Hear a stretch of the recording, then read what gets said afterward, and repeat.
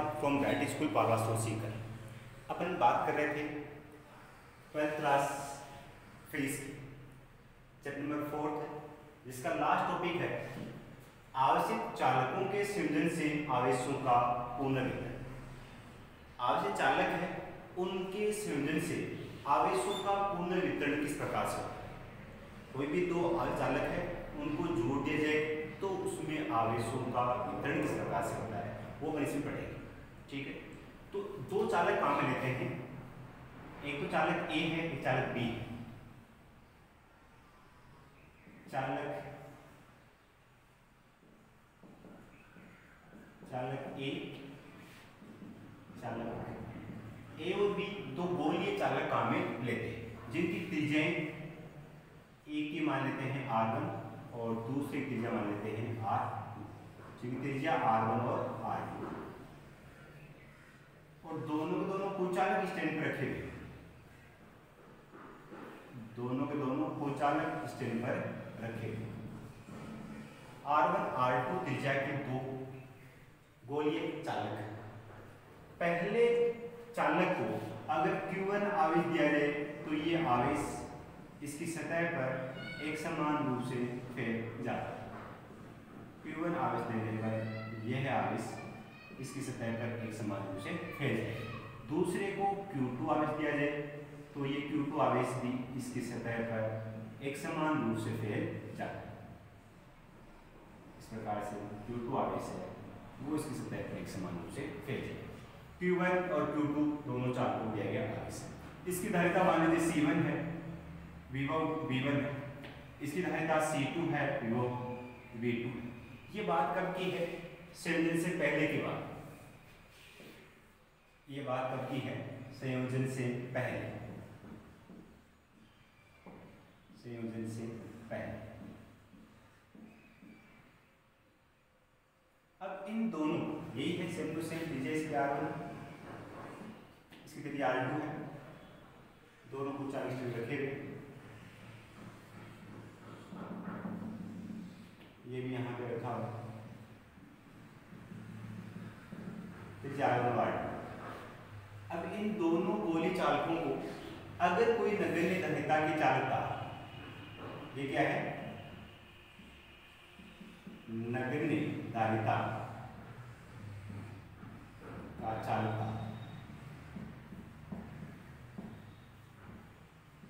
अगर दोनों चालकों को नगण्य धारिता के चालकता के द्वारा जोड़ दिया जाए तो इन पर आवेशों का स्थानांतरण हमेशा उच्च विभव से निम्न विभव की ओर तब तक होता रहता है जब तक कि दोनों पर विभव का मान एक समान नहीं हो।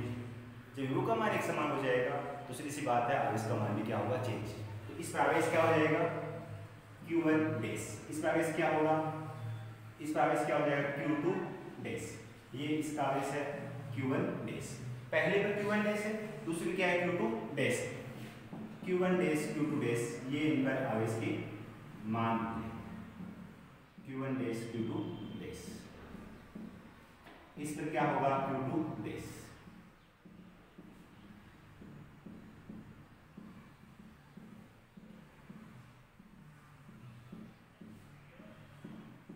भाषण में यह बात की हुई उभयनिष्ठ विभव की, क्या?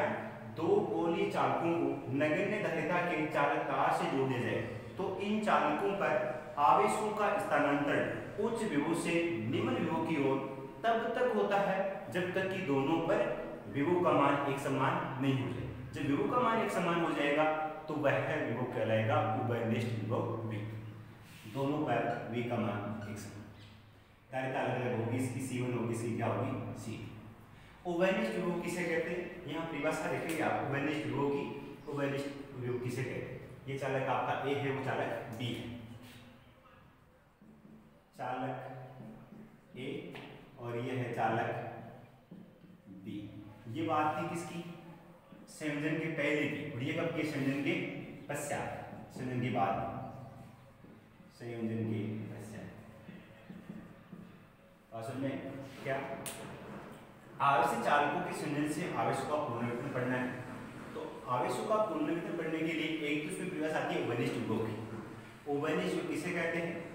दो गोलीय चालकों को नगण्य धारिता के चालक तार से जोड़ने पर दो गोलीय चालकों को नगण्य धारिता के चालक तार से जोड़ने पर इन पर विभव का स्थानांतरण उच्च विभव से निम्न विभव की ओर तब तक होता है जब तक कि दोनों पर विभव का मान एक समान नहीं हो जाए, तो वह विभव उभयनिष्ठ विभव कहलाता है।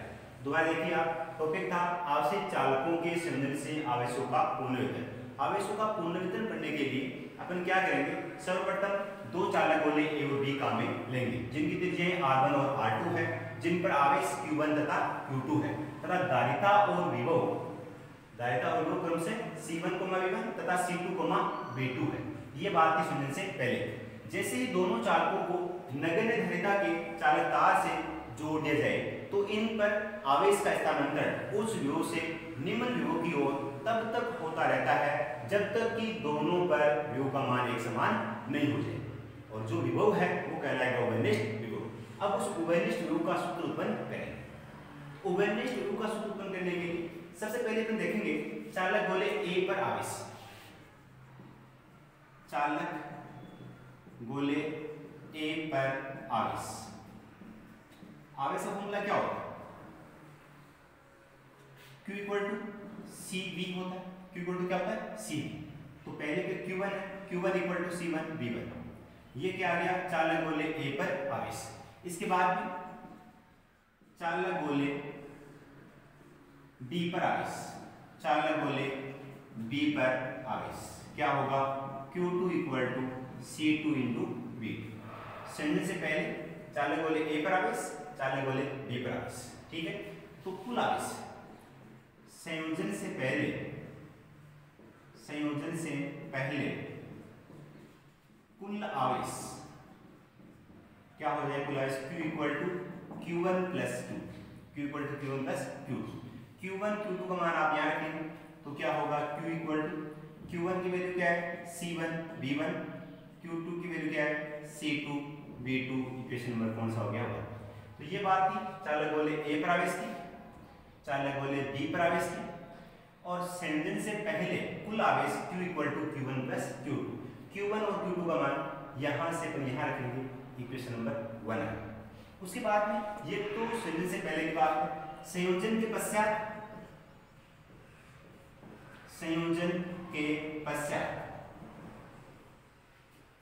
पश्चात कुल आवेश Q डैश मानेंगे। Q dash is equal to Q1 dash plus Q2 dash, Q1 dash plus Q2 dash. ये बात करती है संयोजन के पश्चात, संयोजन के बाद। तो Q1 डैश की वैल्यू क्या होगी? Q1 dash equal to C1V, Q dash is equal to C1V plus Q2 dash equal to C2V, C1V plus C2V। Equation कौन सा हो गया? 2। ये इक्वेशन 1 है, ये इक्वेशन नंबर 2 है, ठीक है। उसके बाद एक नियम पढ़ा था, आवेश संरक्षण नियम। तो आवेश संरक्षण नियम से क्या होता है? आवेश संरक्षण के नियम से संयोजन से पहले कुल आवेश इज इक्वल टू संयोजन के बाद में कुल आवेश, मतलब संयोजन के पहले कुल आवेश का मान संयोजन के बाद में कुल आवेश के बराबर होगा। तो आवेश संरक्षण नियम से, आवेश संरक्षण नियम से Q इक्वल टू क्या होगा? Q dash. संयोजन के पहले कुल आवेश इज इक्वल टू संयोजन के बाद में कुल आवेश। तो Q और Q डैश का मान रखेंगे। Q का मान क्या है? इक्वेशन 1 से C1 V1 plus C2 V2। Q की वैल्यू क्या है? C1 V1 plus C2 V2, वो रख दिया। Q डैश की वैल्यू क्या है? C1V plus C2V is equal to C1V plus C2V, ठीक है। आवेश संरक्षण में कहता है Q equal to Q dash. Q की value C1V1 plus C2V2, Q dash की value C1V plus C2V, C1V plus C2V, ठीक है। इसके बाद में कॉमन किया गया यहाँ से V, क्या बन जाएगा? C1V1 plus C2V2 is equal to, जब V कॉमन आएगा तो यहाँ से क्या बचेगा? C1, यहाँ से क्या बचेगा? C2। V कॉमन आया तो यहाँ से C1 और यहाँ से C2। V इक्वल टू क्या हो जाएगा? ये मल्टीप्लाई में है, डिवाइड में आ जाएगा। C1V1 प्लस C2V2 अपॉन में क्या आएगा C1 plus C2 equation number कौन सा हो जाएगा ये Q0। ये फॉर्मूला किसका है उभयनिष्ठ विभव का फॉर्मूला है। ये क्या आपका उभयनिष्ठ विभव तो इस प्रकार से आपको उभयनिष्ठ विभव का फॉर्मूला ज्ञात है। ठीक है, उसके बाद में संयोजन के पश्चात आवेशों का पुनर्वितरण इसी में आता है। संयोजन के पश्चात आवेशों का पुनर्वितरण, संयोजन के पश्चात आवेशों का पुनर्वितरण। संयोजन के बाद में आवेशों का पुनर्वितरण किस प्रकार हो रहा है तो उसका अनुपात क्या है। ठीक है, तो संयोजन के बाद चालक गोले A पर आवेश, चालक गोले A पर आवेश क्या होगा Q dash is equal to C1। चालक गोले A पर आवेश क्या है Q dash equal to C1। इसी प्रकार से चालक गोले B पर आवेश क्या होगा Q2 dash is equal to C2। चालक संयोजन के बाद ही मैं बात कर रहा हूँ। संयोजन के बाद में चालक गोले A पर आवेश Q1 dash equal to C1V और चालक गोले B पर आवेश क्या होगा Q2 dash equal to C2V। इनका अनुपात निकालेंगे Q1 dash upon Q2 dash. That means इसको इक्वेशन नंबर 4 कहेंगे, इसको नंबर 5 कहेंगे। इक्वेशन नंबर 4 को डिवाइड करेंगे नंबर 5 से। 4 को 5 से डिवाइड करने पर क्या मिलेगा Q1 dash upon Q2 dash, Q1 dash upon Q2 dash. Q1 dash upon Q dash क्या होगा Q1 डैश की वैल्यू क्या है C1V, Q डैश की वैल्यू क्या है C2V। ये कैंसिल हो जाएगा, क्या बचेगा Q1 dash upon Q2 dash is equal to C1 upon C2, C1 upon C2। ये है आवेश चालकों के संयोजन के पश्चात आवेशों का पुनर्वितरण। संयोजन के पश्चात आवेशों का पुनर्वितरण में क्या होगा Q1 dash upon Q dash equal to C1 upon C2। संयोजन के पश्चात इनके आवेशों जो अनुपात है वो इनकी धारिताओं के अनुपात के बराबर होता है। तो आवेशित चालकों के संयोजन से आवेशों के पुनर्वितरण में पहला काम उभयनिष्ठ विभव ज्ञात करेंगे, दूसरा संयोजन के पश्चात आवेशों का पुनर्वितरण ज्ञात करेंगे और तीसरा इनके विभव में परिवर्तन का अनुपात भी ज्ञात है। वो कैसे आएगा देखिए आप 3 बातें ज्ञात करनी है, 2 हो चुकी, एक तो उभयनिष्ठ विभव हो गया और दूसरा संयोजन के पश्चात आवेशों का अनुपात, तीसरा इनके विभव में परिवर्तन का अनुपात ज्ञात है। तो विभव में परिवर्तन का अनुपात ज्ञात करने के लिए क्या करेंगे, कंडीशन होगी इसके अंदर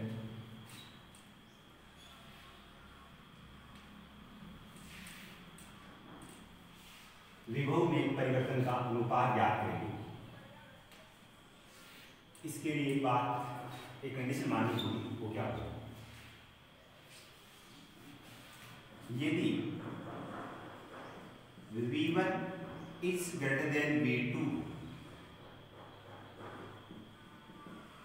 V1 का मान V2 से ज्यादा, विभव में परिवर्तन का अनुपात क्या करेंगे delta V1 upon delta V2। इसके लिए कंडीशन क्या मान लिया मैंने, यदि V1 का मान V2 से ज्यादा हो तो क्या होगा V1 का मान उभयनिष्ठ विभव V से ज्यादा होगा और V2 से कम।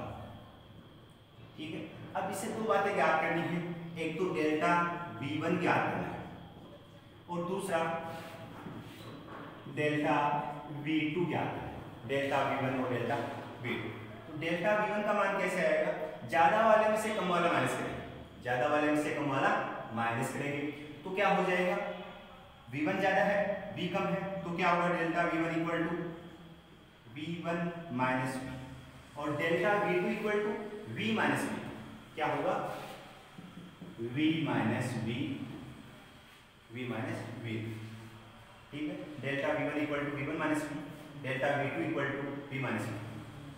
अब इसमें रखेंगे वैल्यू आप किसकी V की, तो क्या होगा delta V1 equal to V1 तो V1 रहेगा, V की रखेंगे वैल्यू तो क्या हो जाएगा C1 V1 plus C2 V2 upon C1 plus C2, ये रखा V की वैल्यू।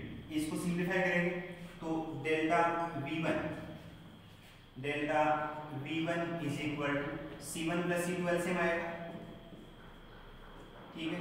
इसको इससे मल्टीप्लाई करेंगे, क्या हो जाएगा C1 V1, इसको इसे करेंगे plus C2 V1 plus into minus minus C1 V1 plus into minus minus C2 V2 upon में क्या है C1 प्लस C1 V1 ये दोनों क्या हो जाएंगे cancel. Delta V1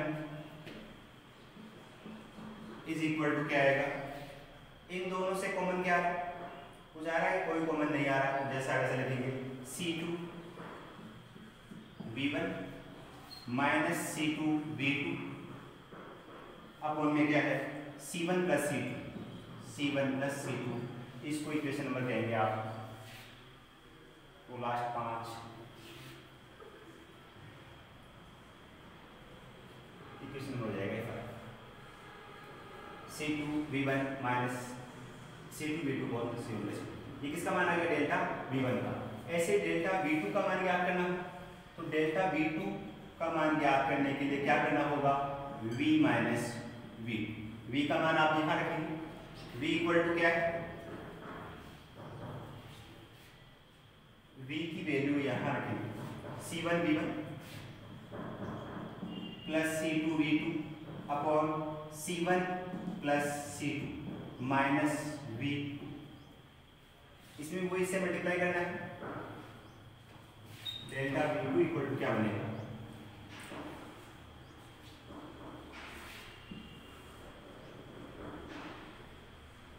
delta V2 is equal, इसको इससे मल्टीप्लाई करना है तो C1 V1 plus C2 V2, LCM क्या आएगा इसका C1 प्लस C2, जब C1 प्लस C2 एलसीएम आएगा, इसके नीचे 1 मानेंगे, इसे डिवाइड करेंगे तो C1 प्लस C2 बाहर जाएगा और ये इसे गुणा हो जाएगा, तो क्या होगा C1 माइनस का C1 V2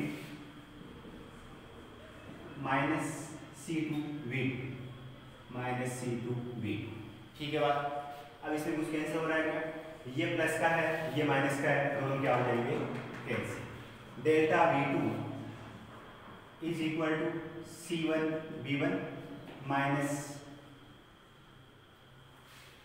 ये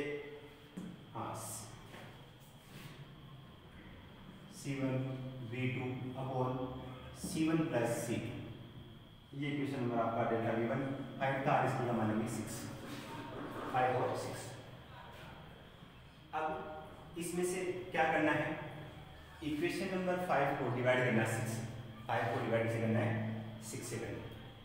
5 को 6 से डिवाइड करेंगे तो क्या मिलेगा, एक चीज और करेंगे, आप इसमें कॉमन ले लेंगे, इन दोनों से C2 कॉमन आ रहा है, तो C2 यहां से कॉमन आ रहा, क्या बचा V1 minus V2 upon C1 plus C2 equation number 5, और इधर से कॉमन क्या आ रहा है C1, जब यहां से C1 कॉमन आएगा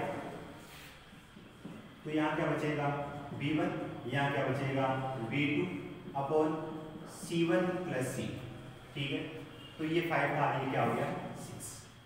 आपको इनके विभव में परिवर्तन का अनुपात क्या है, विभव में परिवर्तन का अनुपात, तो क्या करना है, इक्वेशन नंबर 5 को डिवाइड करना है 6 से। 5 में क्या है, वही चीज LHS को LHS डिवाइड करना है, RHS को RHS से डिवाइड करना है, तो क्या होगा delta V1 upon delta V2, delta V1 upon delta V2। देखिए आप 5 के LHS में डेल्टा V1 है, 6 के LHS में डेल्टा V2, इसी प्रकार से 5 के RHS में ये पद है आपका क्या C2 V1 minus V2 upon C1 plus C2, ये आ गया। और इसके डिवाइड में वो आएगा, जब डिवाइड साइन मल्टीप्लाई में चेंज होगा तो पद भी चेंज हो जाएगा आपका, क्या बन जाएगा C1 plus C2 upon C1 V1 minus V2, ये V1 माइनस V2 इससे कैंसिल होगा, ये पूरा पद इससे कैंसिल हो जाएगा, क्या बचेगा delta V1 upon delta V2 is equal to C2 upon C1।